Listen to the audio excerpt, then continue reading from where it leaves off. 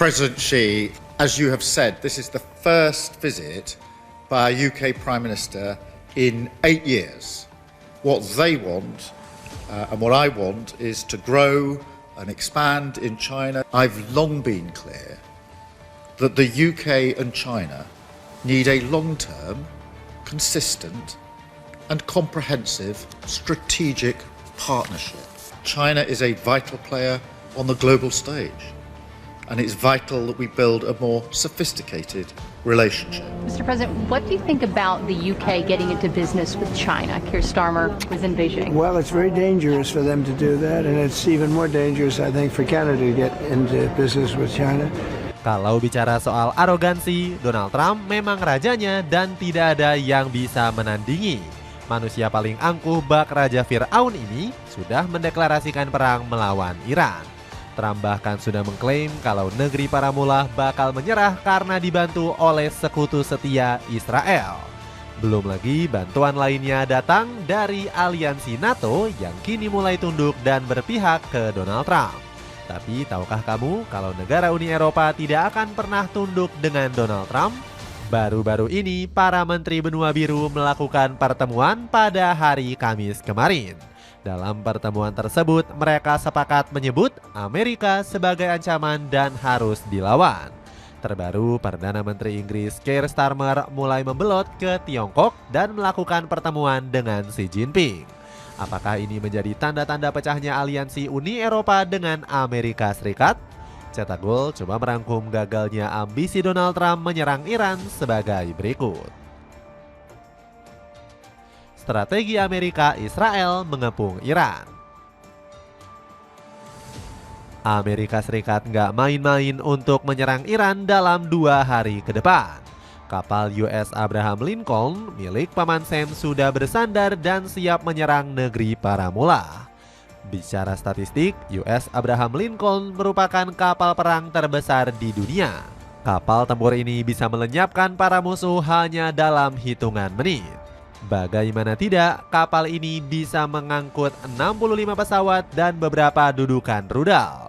Kehadiran kapal induk ini telah sukses membuat nyali Tiongkok ketar-ketir. Di akhir Desember kemarin, kapal ini sempat bersandar di Laut Cina Selatan. Tujuannya agar Tiongkok bisa berpikir ulang untuk menyerang Taiwan yang bisa memicu konflik. Secara strategi dan pengalaman, kapal ini diyakini bisa meluluh lantahkan Iran. Tidak hanya mendatangkan kapal nuklir terbesar, Amerika juga sudah menurunkan 10 kapal perang. 6 kapal perang bertugas sebagai penyisir tempur dan mengunci target. Sementara 4 kapal lainnya bertugas untuk merusak dan menghentikan serangan musuh. Secara akal pikir manusia, Iran bakal kalah menghadapi Amerika Serikat. Apalagi Donald Trump sudah melakukan pertemuan bersama Israel untuk menyerang Iran secara bersamaan. Trump sudah tidak sabar melihat kekalahan Iran yang sudah di depan mata. Pria berambut pirang ini terus menghitung detik demi detik, menit demi menit melancarkan serangan ke tanah Persia. Namun kenyataannya Trump masih belum bisa menyerang Iran hingga detik ini. Kalau kamu bisa tebak apa kira-kira yang menjadi penghalang Trump untuk menyerang Iran? Jawaban tepatnya karena Trump masih membutuhkan persetujuan Kongres AS. Ya, kamu tidak salah dengar. Trump yang mengklaim sebagai rajanya perang nyatanya tidak sengeri yang dibayangkan. Sang presiden tidak punya kekuasaan absolut dan power apapun menyerang suatu negara. Contoh nyatanya terlihat saat Trump gagal menghancurkan fasilitas nuklir milik Iran bulan Juni 2025 yang lalu. Namun pria berambut pirang ini dengan bangganya mengklaim telah berhasil memukul mundur. Klaim dari Trump terbantahkan lewat statement dan bukti konkret dari pemerintah Iran. Tak hanya gagal menghancurkan fasilitas nuklir, tekanan Kongres AS nyaris bikin Trump kehilangan pekerjaan. Saat itu, mayoritas anggota DPR AS memilih untuk memakzulkan sang presiden. Sejumlah senator dan anggota parlemen Amerika menuduh Trump sudah menodai konstitusi. Sampai sini kita sudah paham bahwa sebenarnya Trump tidak punya power apapun. Lantas siapakah yang punya wewenang penuh untuk mengatur perang? Jawabannya adalah Komisi Parlemen Amerika. posisi presiden hanya sebagai panglima tertinggi militer. Tugasnya hanya mengarahkan pasukan panglima tertinggi, tapi punya power terbatas. NATO mulai menjilat Trump, Inggris mulai membelot. Karena malu sudah gembar-gembor mau menyerang Iran tapi belum dilaksanakan, Trump mengambil langkah yang lain. Sang presiden menggunakan kekuasaan lainnya untuk menggertak negara NATO.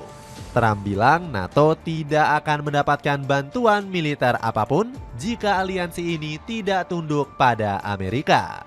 Gertakan ini benar-benar sukses membuat NATO keringat dingin. Pada akhirnya NATO mendukung langkah Trump yang bakal menyerang Iran. Friedrich Merz mengatakan nasib rezim Iran akan tinggal menunggu waktu menuju kehancuran dan kudeta. Mungkin hanya beberapa minggu lagi, rezim ini tidak memiliki legitimasi untuk memerintah Iran, kata Merz. Dukungan penuh dari kanselir Jerman ini sangat berbeda dengan yang disampaikan Menteri Luar Negeri Hongaria.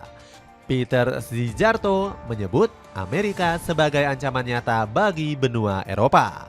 Saya rasa Uni Eropa tertipu dengan pemikiran bahwa AS masih memainkan peran penting dalam politik dunia, sehingga harus terlibat dengan kita pakai cara apapun, kata Peter. Peter mengatakan kalau Trump benar-benar ingin memecah belah Uni Eropa. Menurutnya, Presiden Amerika Serikat tersebut tidak tahu malu karena sering merecoki urusan benua biru.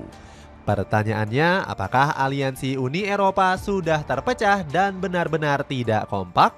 Beberapa negara Eropa ada yang mendukung dan sebagian lagi ada yang berani melawan.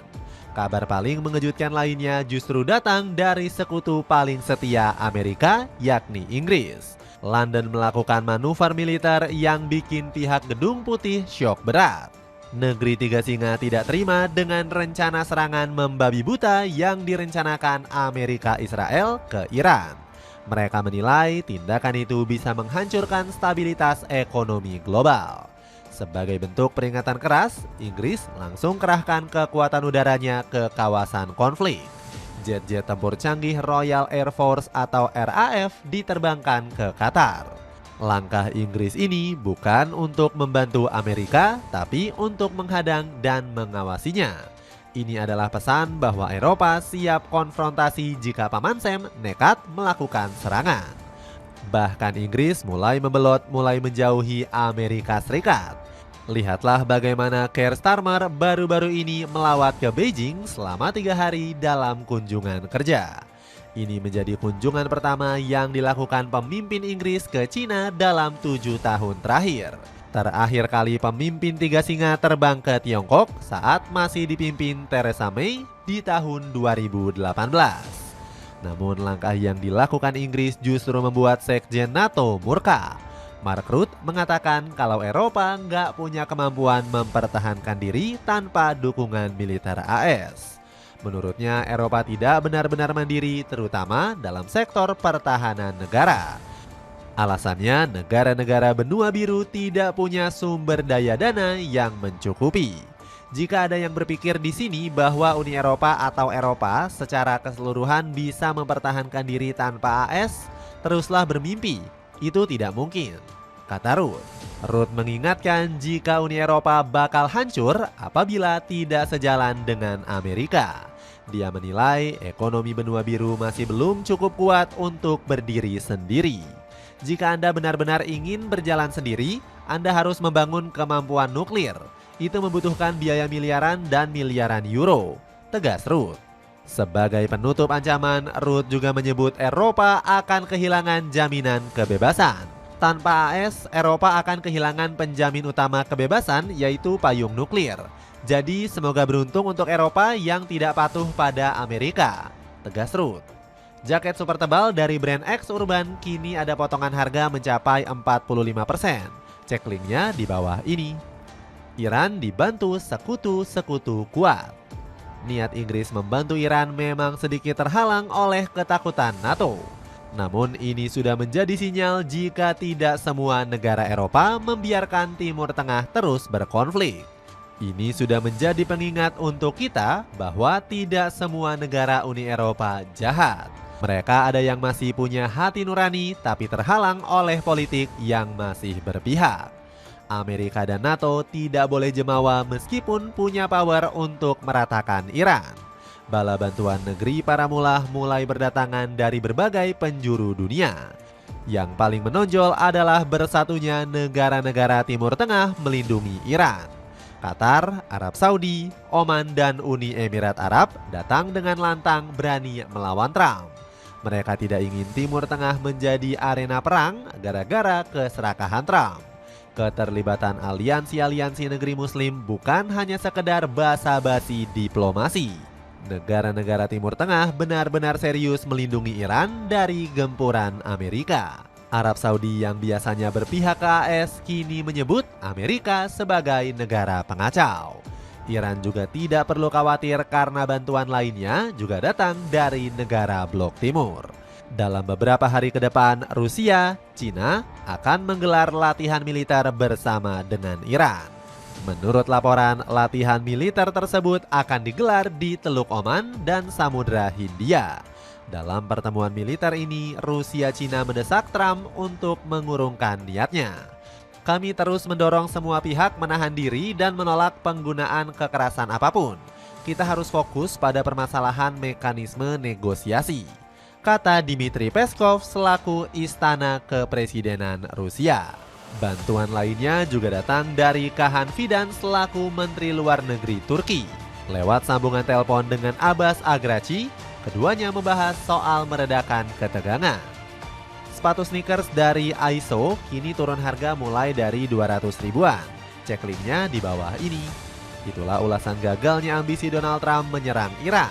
Bagaimana pendapatmu? Akankah Presiden Amerika Serikat ini tidak kehilangan akal dan mencari cara lainnya untuk mengetahui bagaimana menyerang Iran? Coba tulis pendapatmu di kolom komentar di bawah ini.